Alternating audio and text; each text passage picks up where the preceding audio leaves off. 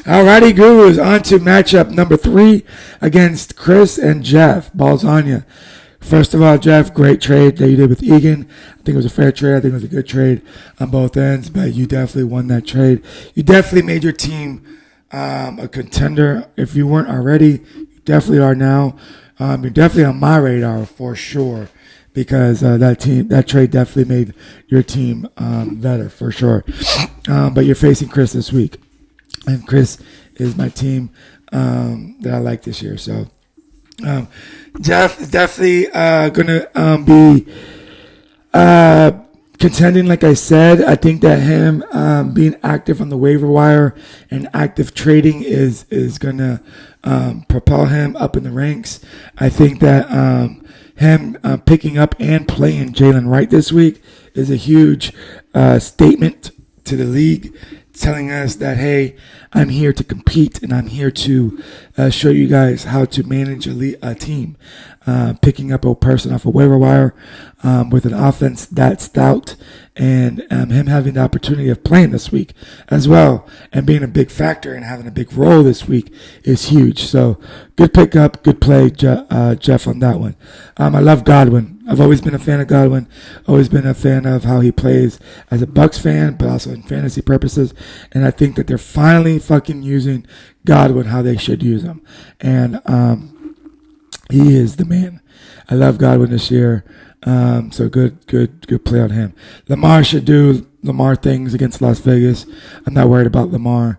I think, like I said, I think that they go down either to the Super Bowl, but he definitely has an MVP caliber season this year as well. So not too worried about them.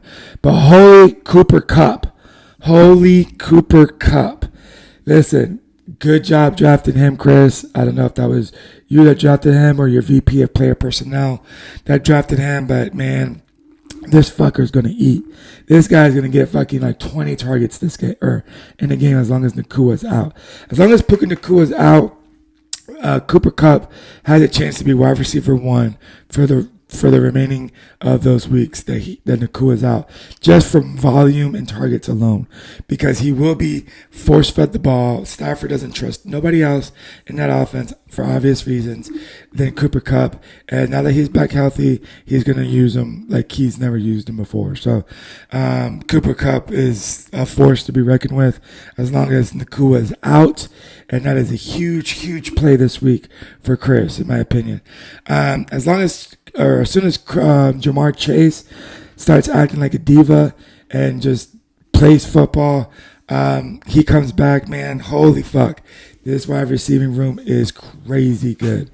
Chris' wide receiver room is tough.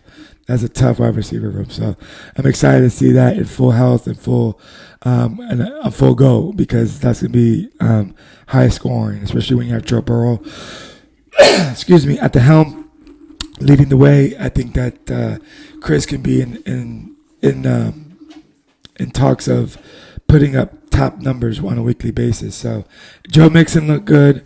Love what he's still doing there at Houston, still doing his thing.